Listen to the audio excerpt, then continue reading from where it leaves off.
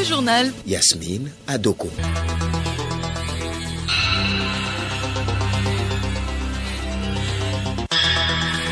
Madame, Monsieur, bonjour. Au sommaire de cette édition, des dirigeants africains en concertation avec le gouvernement japonais et les institutions internationales pour le développement du continent. La conférence sur le développement de l'Afrique s'est ouverte ce jour à Yokohama au Japon en présence du chef de l'État Faure Essozi-Mnanya Nyazingbe. Le don de sang permet de sauver des vies.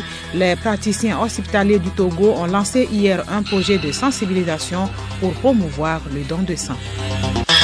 C'est fini pour les vacances utiles 2019.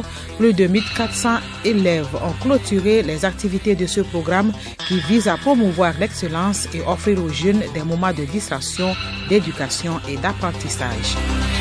Et puis sport, les Jeux africains 2019 se poursuivent au Maroc. Le Togo sera face au pays hôte vendredi en demi-finale d'escrime.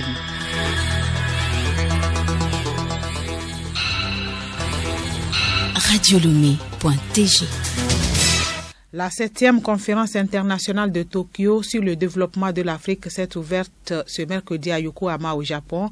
La promotion des partenariats privés, deuxième volet de la coopération nippo-africaine, sera au centre des discussions. La conférence se concentrera sur les opportunités commerciales et le dialogue sur le développement.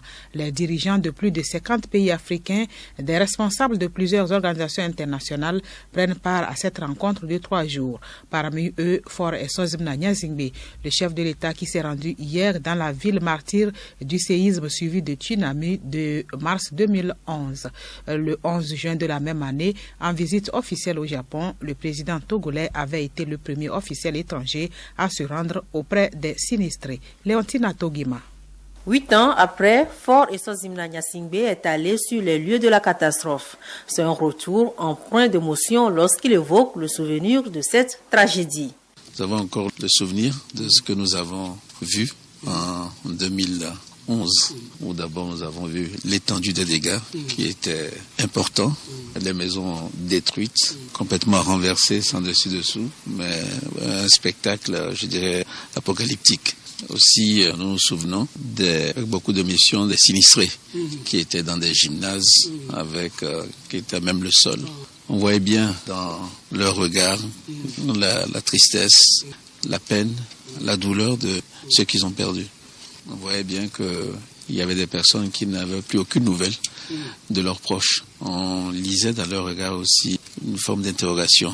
Et il y avait une certaine résignation. Parce que ce qui est arrivé, c'est l'impensable qui s'est produit. À ce moment-là, le monde même était sous le choc de ce qui est arrivé. Et le plus important, c'était la vie, d'avoir échappé à cette catastrophe.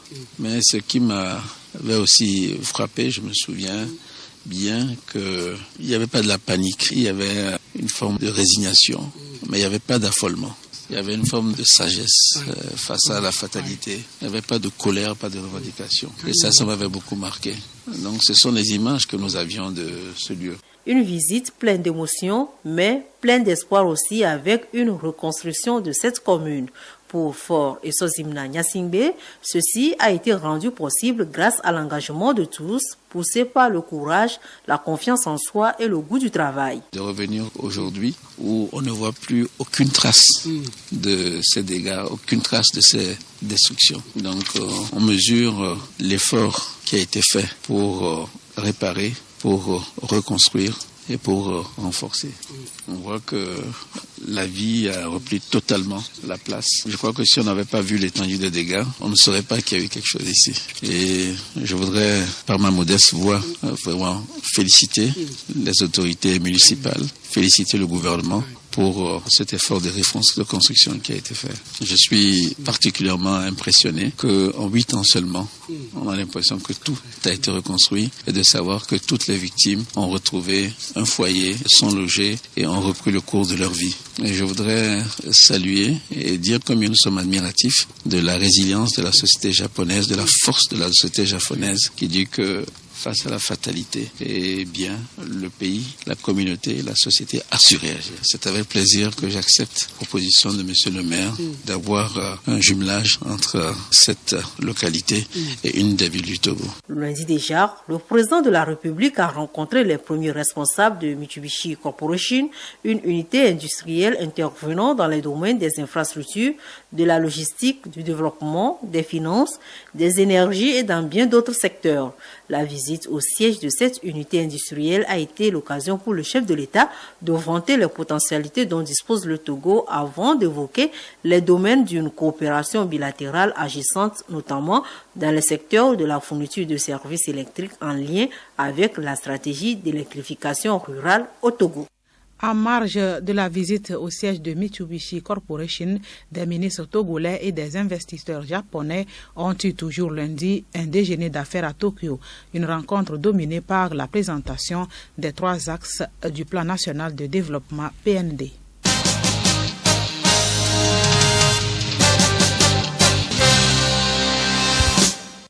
Le programme Vacances utiles et citoyennes 2019 a pris fin hier à Lomé. Au total, 1476 participants, dont 924 jeunes filles et 552 garçons, ont pris part à ces activités qui se sont déroulées du 12 au 27 août 2019 à Lomé. André Confino, Angèle Outonji. Au cours de ces centres aérés, les jeunes et adolescents ont été initiés chacun dans un métier choisi, entre autres le pellage, le macramé, la sérigraphie, l'art culinaire, la décoration des chaussures, le dessin d'art, le cosmétique et l'informatique. D'autres activités socio-culturelles et des causeries éducatives portant notamment sur la prévention des IST-VIH-Sida et des grossesses précoces, les méfaits de la drogue et la promotion des valeurs civiques et citoyennes ont également meublé ces centres aérés. Rappelons que la clôture de ces centres aérés intervient après celle de l'excursion organisée à l'endroit des meilleurs lauréats du BPC 2019. L'objectif de ce programme est de promouvoir l'excellence et d'offrir aux jeunes des espaces de distraction, d'éducation et d'apprentissage. Madame Victoire Tomega-Dogbé, ministre en charge du développement à la base, de l'artisanat et de la jeunesse. Les centres aérés ont pour objectif de créer des moments de partage, de solidarité avec les jeunes pour offrir des vacances utiles, saines à nos jeunes. C'est vrai, ce qu'on apprend à l'école, on est meilleur, ça ne suffit pas pour réussir dans la vie. Ça ne réussit pas pour réussir son insertion sociale, culturelle. Et donc, il faut trouver l'occasion pour permettre aux jeunes d'apprendre d'autres valeurs qui sont nécessaires dans la vie. La tolérance, l'humilité, l'acceptation de l'autre. La remise des kits scolaires aux participants et la visite des stands par les autorités ont mis fin à cet événement. Les praticiens hospitaliers œuvrent pour la disponibilité permanente du sang. Le syndicat national des praticiens hospitaliers du Togo, SYNFOT, a lancé hier mardi son projet Atteindre l'objectif zéro besoin en produits sanguins d'ici 2022. Un projet qui veut sensibiliser la population et mobiliser les ressources pour promouvoir le don de sang. Juliette Kamde. Le SYNFOT est parti du constat amer de l'écart entre la demande très forte et la disponibilité des produits sanguins. Un écart qui se traduit malheureusement par des pertes en vies humaines. Les praticiens hospitaliers envisagent en effet lancer des actions envers des sociétés et des structures étatiques.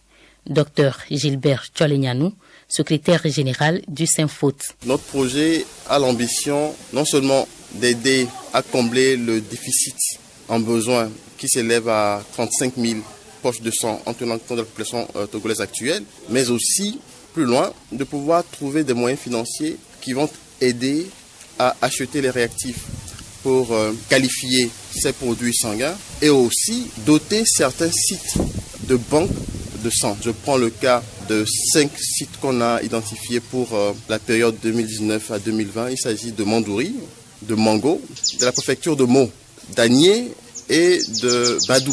Le projet est assez ambitieux. Comment les initiateurs comptent-ils mobiliser les ressources? Dr Tcholenyanou répond. Il nous suffit d'aller vers les sociétés qui ont une obligation aussi d'aider les communes dans lesquelles elles sont, de faire quelque chose pour sauver ces vies qui sont perdus, encore dans une situation compliquée parce que le sang, en fait, tout être humain en bonne santé là. Et que quelqu'un meurt parce qu'il n'y a pas de sang, c'est quand même inacceptable. Si on peut donner de son sang pour sauver une vie, pourquoi ne pas le faire? Et si on a les moyens de pouvoir contribuer à acheter une banque de sang qui coûte 15 millions à donner à la ville de Mandouri ou bien à la préfecture de Meaux, je pense que c'est quand même un acte louable. Donc nous allons aller vers la société simplement. Le projet Atteindre zéro besoin en produits sanguins emboîte le pas à un autre projet, Mon sang pour une vie, lancé en juillet dernier par la section togolaise de l'Union internationale de la presse francophone, UPF. Journée de cœur hier pour les enfants démunis et orphelins. Ils ont reçu des boîtes de cadeaux du ministère Samaritan's Purse dans le cadre du lancement de l'opération Enfants de Noël Togo 2019-2020. Qu'en est-il concrètement, Geneviève Pognon? Le projet Opération Enfants de Noël 2019-2020 a pour principale activité la distribution des boîtes à cadeaux aux enfants démunis sur toute l'étendue du territoire togolais. Il s'agit de rassembler ces enfants et de les évangéliser afin de faire d'eux des futurs évangélistes dans leur communauté. Afi Abiarou Chogbe, coordinatrice nationale de l'Opération Enfants de Noël. Chaque année, nous recevons les boîtes cadeaux des États-Unis ou d'ailleurs et nous travaillons avec les églises locales et nous allons sur le terrain, sur tout le plan national, nous distribuons ces boîtes aux enfants, surtout nécessiteux. Aux orphelins, ces orphelins font partie de notre cible au Togo. Après les boîtes, les églises les encadrent, mais après ça, ils les rassemblent chaque semaine et ils donnent des cours. Nous formons les moniteurs de l'école de dimanche qui vont ensuite transmettre la connaissance à ces enfants. Et c'est surtout l'évangile de Jésus-Christ. Au-delà de l'opération Enfants de Noël, le projet N-Connect a été également lancé. Retrouvons Afi Abiarou Chogbe. N-Connect, chaque période en août de chaque année, nous rassemblons tous les volontaires. Et ce sont ces volontaires qui travaillent avec les partenaires dans toutes les communautés. Ce sont par le biais de ces volontaires que les églises locales font les cours de discipolat. Chaque enfant reçoit un livret qui lui permet de suivre les cours hebdomadaires pendant 12 semaines. À la fin de ces 12 semaines, ils sont certifiés. Ils deviennent des évangélistes dans leur communauté. L'opération Enfants de Noël, le Togo a pour mission de témoigner l'amour de Dieu aux enfants nécessiteux. Il reçoit le soutien du ministère de l'Action sociale. Le journal Yasmine Adoko. À l'étranger, Nigeria, 11 ouvriers ont été tués hier par des djihadistes dans le village de Wajirko, à 150 km de la capitale de l'état de Borno, Maiduguri. Les victimes sont des habitants de la région engagés par une firme de télécom. Les assaillants avaient averti les travailleurs en leur disant de cesser d'installer les câbles, mais ces derniers avaient ignoré l'avertissement parce qu'ils avaient besoin d'argent pour nourrir leur famille. Nouveau gouvernement en République démocratique du Congo, la communauté internationale livre ses réactions. Les premiers à féliciter la RDC pour la formation de ce gouvernement sont, comme souvent les États-Unis, qui se disent prêts non seulement à collaborer avec la nouvelle équipe, mais aussi à faire fructifier les relations désormais privilégiées qui lient Washington à Kinshasa depuis l'investiture de Félix Tshisekedi. La France se dit déterminée elle aussi à travailler main dans la main avec les membres nouvellement désignés. D'autres pays préfèrent insister sur les attentes de la population. Les réactions et après la nomination du Premier ministre de Félix Tshisekedi sont un enjeu de taille pour la RDC qui cherche à renouer avec ses partenaires et notamment le Fonds monétaire international FMI. Restons au Congo démocratique où un ex-ministre de la Santé a été entendu hier dans une enquête sur l'utilisation de fonds publics dans la lutte contre Ebola. Oli Ilunga a été auditionné par le parquet général près la cour de cassation et est reparti libre. 3 de ses ex-collaborateurs, dont un médecin, ont été placés en garde à vue. Nommé en décembre 2016, Oli Ilunga a démissionné le 22 juillet. Il s'estimait désavoué par le président de la République, Félix Tshisekedi, qui lui avait retiré la conduite de la riposte contre Ebola.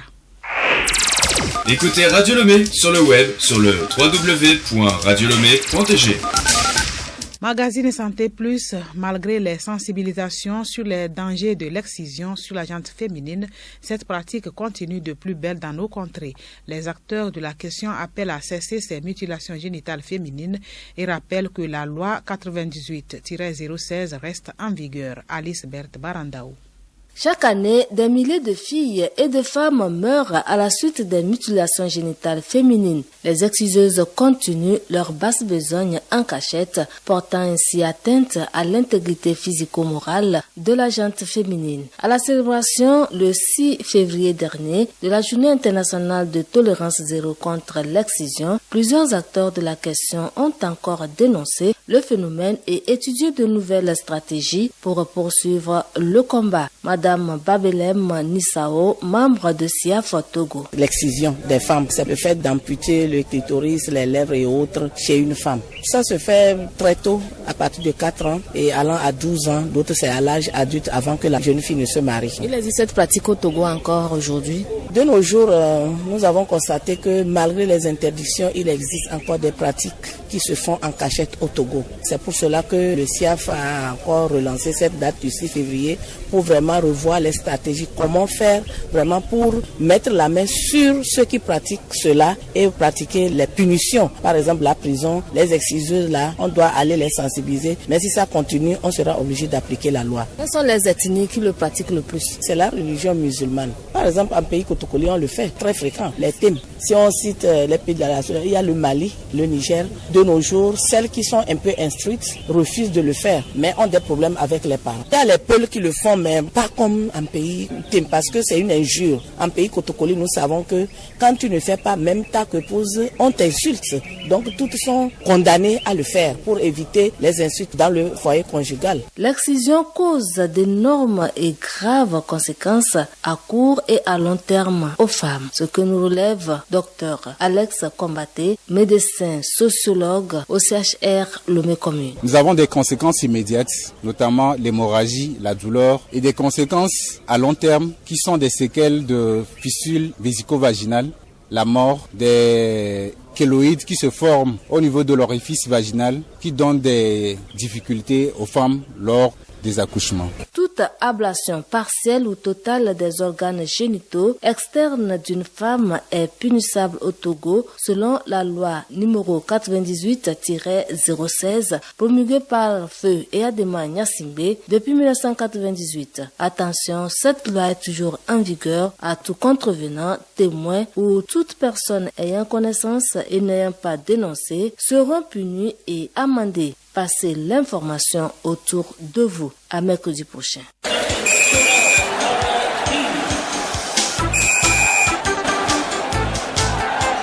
Du sport pour terminer, le sabre féminin a frappé fort aux Jeux africains Maroc 2019.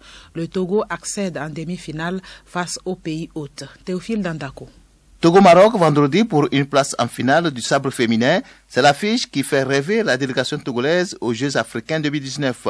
En quart de finale ce mercredi, les Togolaises ont triomphé des Congolaises de la République démocratique, 45 touches à 32. C'est le sabre d'âme par équipe. En athlétisme, toujours à ces Jeux africains, Fabrice Dabra a été éclaboussé. Il a été en effet classé 6e en demi-finale de 100 mètres avec un chrono de 10 secondes 66. Une performance qui ne lui donne pas une place en finale. Et puis en tennis de table, deuxième tour, double homme, le binôme Assou Atarou et Akakbo Désiré ont perdu contre la Tunisie. Et puis rappelons que le tournoi lutte contre le changement climatique à Haningba-Toji, trophée Atagnomi 5 est à sa 3e journée. 2 matchs sont au programme. Étoile de l'Etrivi-Konji contre Futur Stade de Haningba-Toji d'une part, Sauterelle contre Achad d'autre part. C'est la fin de ce journal dont voici la principale information. Des dirigeants africains en concertation avec le gouvernement japonais et les institutions internationales pour le développement du continent. La conférence sur le développement de l'Afrique s'est ouverte ce jour à Yokohama au Japon. C'est en présence du chef de l'État fort Essozimna Nyasingbe. Merci d'avoir suivi le journal.